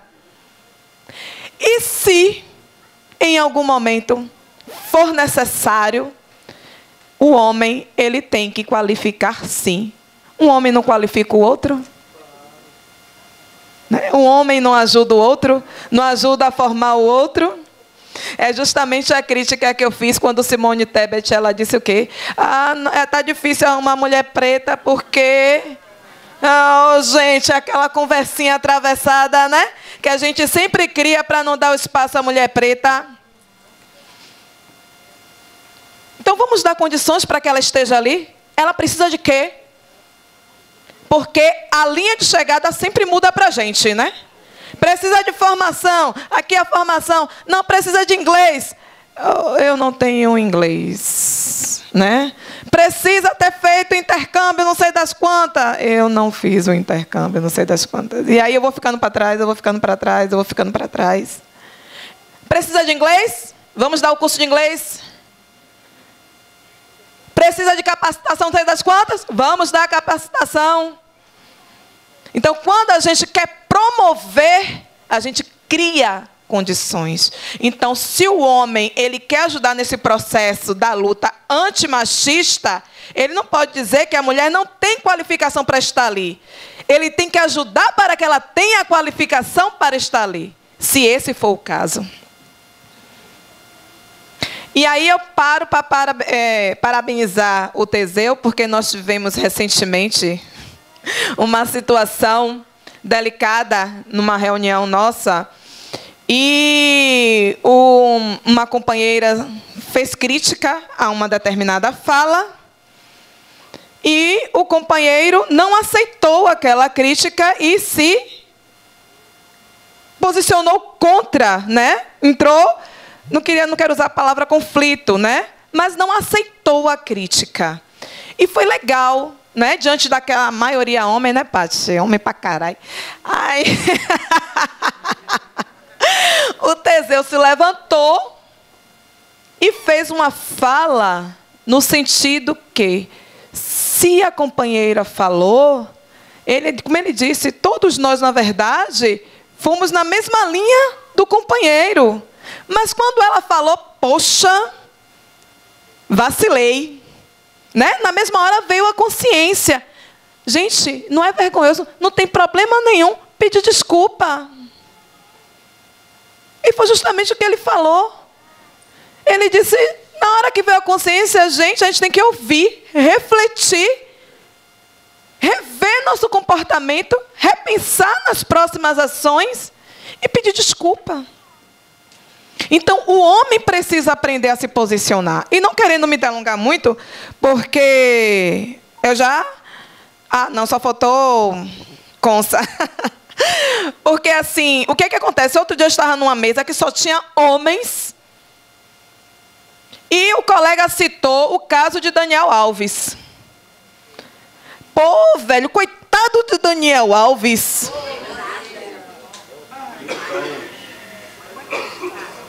Eu disse, é o quê?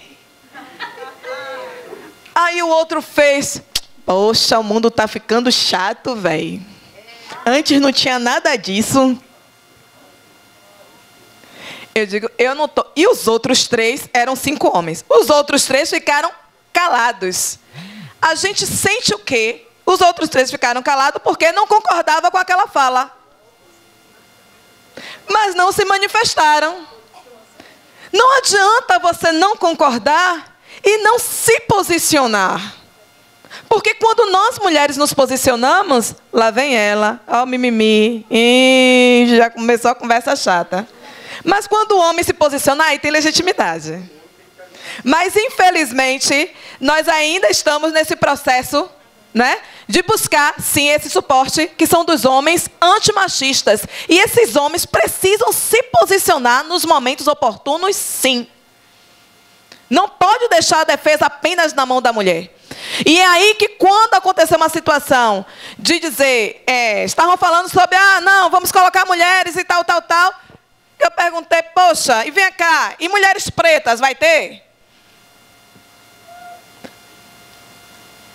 Uma companheira depois falou o quê? Poxa, mas a gente não pode falar pelas mulheres pretas. Mas se ela não poderia se posicionar, eu também não posso esperar um posicionamento dos homens em relação às mulheres. Nós precisamos estar atentos a essas questões. Homens, pessoas brancas, pessoas hétero, cis, precisamos estar atentos, sim. Não podemos deixar de fora essa pauta. Ou todas as outras pautas que, de certa forma, vão violentando as pessoas que nos rodeiam. E, Conceição, essas questões que nos desencorajam, não é brincadeira, não. É uma luta diária, uma necessidade de autoafirmação constante. E eu me lembro quando um ex-namorado meu chegou para mim e fez assim: poxa, eu preferia que você tivesse o cabelo liso, porque eu gosto mais da mulher de cabelo liso.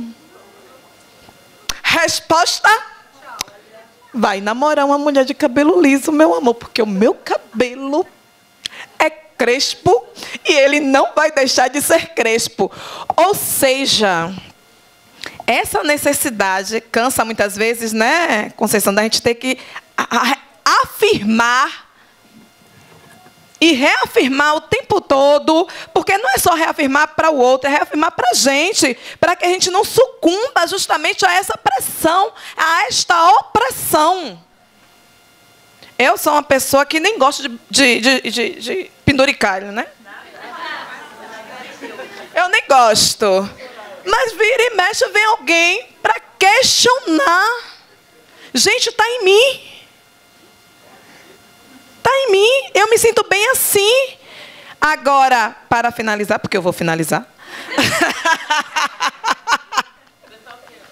Para finalizar, eu acho que a gente não pode a gente tem que lutar contra o desânimo. A gente tem que lutar justamente contra essa fragilização que essas opressões muitas vezes nos trazem. Porque quando nós fragilizamos, nós deixamos de puxar outras conosco. A luta, ela vai ficando para trás. Não é fácil. É uma luta cotidiana e precisamos juntar, falar. Falar é importante, porque os outros precisam conhecer a nossa dor. Precisa conhecer o que atravessa, o que nos corta, o que nos violenta. E quando se fala, por exemplo, em mulher preta no espaço de poder, a gente também, nesse lugar, estamos falando da solidão da mulher preta. Porque muitas vezes ela é a única nesse espaço. Ela não se vê, ela não se sente. Nós precisamos falar sobre essas dores, porque só quando falamos é que os outros entendem e decidem por se aliar a nós ou não. Então, que de fato sejamos todos feministas. Eu vou direcionar minha fala para a companheira Conceição de Maria. Essa questão do como a gente encoraja, né, os nossos. Eu vejo que, a princípio, é fazer uma coisa que ainda é feita com muita timidez. É a gente falar de nós, falar das nossas origens, falar de como é que nós chegamos, quem nós somos. Eu acho que eu fico até muito arrepiada por conta disso, né? Eu acho que isso daí é a melhor forma que a gente tem para encorajar. Porque se a gente pensar em você estar encorajando alguém que vem depois de você, essa pessoa tem menos experiência, tem menos vivência. E a gente entende que eles precisam de referências, né? Precisam de informações. Então, eu acho que é assim, porque bom, vou falar isso por mim, né? Muito do que eu aprendi para viver, eu não aprendi na escola, foi dentro de casa. Então, a partir da minha família, é que eu me reconheci como uma menina preta. E essas dores, né, que nos atravessam desde a infância, então era na hora de dançar, fazer quadrilha. Quem quer? A menina magra, preta demais, com as tranças. Quem quer? Ninguém quer, gente. Mas aí a professora... Hã? Não. É. Mas aí a professora, não, é o parzinho, tem que fazer o parzinho. Ruim de tudo, o que que acontecia? Sobrava uma outra menina, né? Porque os meninos, negativo. Mas em casa, a gente ouvia da mãe, né? Eu ouvia da mãe. Não, olha... Você é bonita sim, você... Ai, porque aí era magra, beça, ainda tinha aqueles apelidos, né? Não, mas não tem problema nenhum. Você é assim porque seu pai é magro, nós viemos de uma origem assim, assado. Isso daí vai te encorajando, vai fortalecendo a tua identidade. Então, acho que quando você se reconhece, eu acho que fica mais fácil, né? Essa coisa do encorajamento. Bom, você tem sim que ir, você tem que estar ali, você está bem assim, o seu cabelo, o seu tom de pele, né? A sua coloração, o seu cabelo, eu acho que é a partir disso daí. E o encorajamento, no sentido de você trazer para as lutas, é porque a gente precisa saber o porquê que está. O quê? A gente precisa saber por que está ali e que tem que estar. Olha, não vamos ter apenas... A gente faz muito isso, né, quando a gente conversa com os jovens, né, num projeto que a gente tem na secretaria, que é do Fala Jovem. Porque em algum momento foi dito que o nosso lugar é o lugar da periferia e dali a gente não sai, né?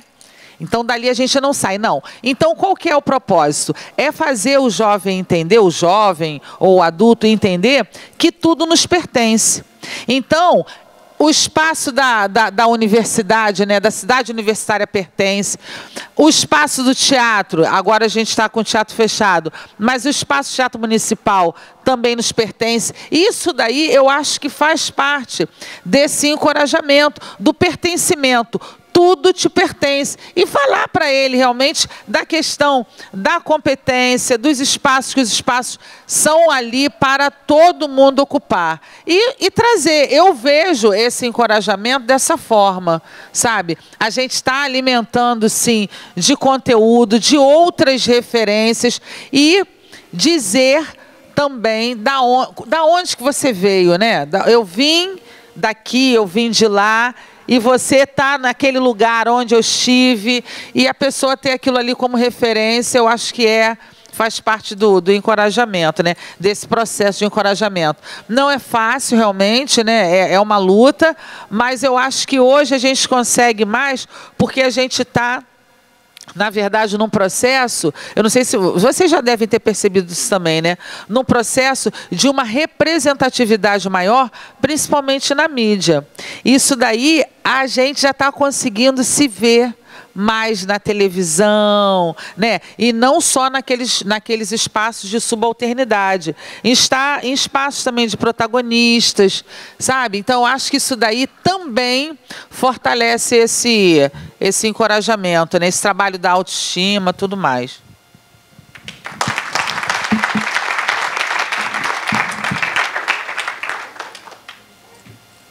Bom, eu vou focar na questão... Como seu nome? Ivonete. Na questão da Ivonete, que ela me perguntou como que eu me sinto, né, ao lado dessa luta, né, das mulheres pretas e tudo mais, sendo servidora de carreira do Tribunal de Justiça e branca, né? Bom, enfim, eu vou ser bem sincera, assim. Primeiro, para eu aprender, eu aprendo muito, né, escutando a luta das mulheres pretas e periféricas e das minorias que são maiorias, né, na verdade. Chamam de minorias, mas são maiorias, né? E lendo muito autoras pretas, Djamila Ribeiro, Bell Hooks, e que eu aprendi? Porque antes eu tinha um pouco de receio de tocar sobre esse tema, por ser uma mulher branca, né, de classe média. E aí, uma vez lendo a Djamila, ela fala assim que não, que todas as mulheres, né, têm que se colocar na luta pela conscientização da luta das mulheres do lugar onde elas se enxergam na sociedade, né? Então eu aprendo muito, né, escutando vocês falando, escutando as suas dores, escutando as suas lutas, que são diferentes das minhas, né? Nós temos muitas coisas em comum, né, como mulher, mas tem que ter um recorte diferente, né? A luta é constante. Então, eu me alio nesse sentido, né? Eu me solidarizo e fazendo terapia, porque eu tenho que fazer uma terapia, porque as redes sociais elas são muito estressantes. Esses últimos anos foram exaustivos, a luta é exaustiva acho que de todo mundo, de vocês também, de todo mundo que milita, que está aqui, que luta, que briga, que enfim, que tem que falar todo dia a mesma coisa e repetir, e tem que ser incansável. Ela é exaustiva. Então, assim, eu precisei procurar uma ajuda, e ela falou: mas por que você está, né, falando? Você precisa disso? Por que você quer? O que te motiva? Eu falei assim: olha, eu quero justiça social, sabe? Eu acho que nosso país é tão desigual, é um país tão rico, eu gosto tanto desse país, mas ele é um país tão desigual, então eu quero justiça social. E eu trabalho numa vara criminal, né? E na vara criminal eu vejo como o nosso país assim ainda não se libertou das amarras dos 400 anos de escravidão, né? Nosso país, o Brasil ainda é um país muito racista, né? Então, assim, eu acho que a gente está começando a falar mais sobre esse assunto. Eu acho que é um processo histórico lento, né? Porque foram muitos anos. A gente está vendo agora trabalho escravo, né? Agora, em 2023, e tem deputado falando que tem que acabar com o Ministério Público do Trabalho. Eu acho que se tivesse como revogar a Lei Áurea, tinha gente querendo revogar a Lei Áurea, né? Então, assim, é incansável. Você tem que. Eu trabalhando na vara criminal, eu vejo que, na prática, o encarceramento da população negra é nítido, assim. Então, assim, se um branco tiver com um cigarro de maconha, ele é usuário, e se um preto tiver com usuário de maconha, ele é traficante. É nítido, assim. E isso eu vejo todo dia, porque o judiciário ele é elitizado, né? Eu acho que na minha comarca não tem nenhum servidor negro. Nenhum. São todos... não temos. É raro. É um serviço elitizado. A casta do juiz ela é elitizada, ela atende a direitos da elite, né? Ainda temos alguns juízes progressistas, mas é muito pouco, né? Por conta até mesmo para você passar na carreira, você tem que estudar nas melhores escolas, os concursos públicos são muito difíceis, enfim. Então é isso, assim, eu me sinto assim, eu me solidarizo com essa luta e eu me sinto honrada de poder estar, né, dando voz. Eu acho que hoje em dia tá mais fácil da gente falar e ser ouvida, né? Então é isso.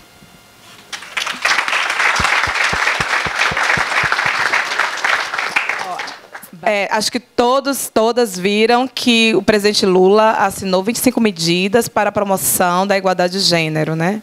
Então, eu gostaria até de fazer aqui um pacto, né? Para que, por exemplo, o Sindipetro-NF, para que os sindicatos, a federação, para que a gente busque no nosso local de trabalho que no próximo 8 de março, em vez de flores, caixinha de bombom, presentinho, a empresa, os sindicatos, as federações apresente quais serão as medidas que serão adotadas para a promoção da igualdade de gênero em seus espaços de trabalho. Era essa a proposta que eu queria fazer e que fique latente para o próximo 8 de março. Então, gente, queria agradecer muito. Vocês foram incríveis. Eu acho que a gente... É uma quinta-feira, a gente está cansado, mas o papo é tão importante, o diálogo é tão interessante, eu ficaria mais algum tempo aqui, mas eu vou agradecer. Queria presenteá-las também pelas brilhantes explanações que vocês fizeram. Agradecer a participação de todos também, em perguntas, em presença.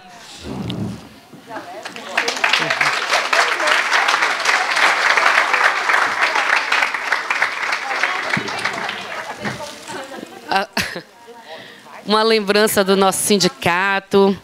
Olha, outro jaleco, tá aí, Vive Petroleira, pessoal. Vamos botar a hashtag Vive Petroleira. Agradecemos. Então, mulheres, eu, como representando as mulheres petroleiras, trouxe também uma lembrancinha para vocês. É de uma artesã lá do Espírito Santo, tá? Aí eu escolhi especialmente para cada um modelo que eu achei que combinava mais. Aí é de coração, tá? De todas as mulheres petroleiras, em nome de todas as mulheres petroleiras do Brasil. Então é isso, gente. Muito obrigada. Aí agora a gente vai para a parte profana, pode ser assim? Aqui em cima, na nossa quadra, todos estão convidados. Queria fazer um agradecimento muito especial aos nossos funcionários, que brilhantemente fazem esse evento acontecer. Diego, Gerlane, Glauber, nossa jornalista incrível, Fernanda Viseu, por favor. Palmas para a Fernanda, as coisas que vocês leem, geralmente é ela que escreve, hein?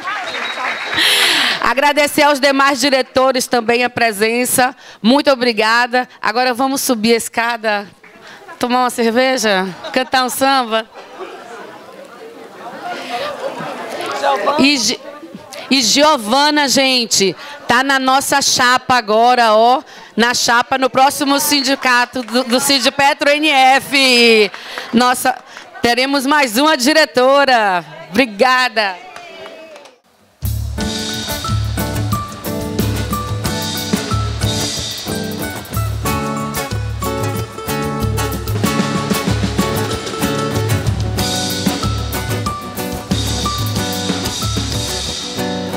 Vamos, amor, vamos fugir, bora pra beira do mar.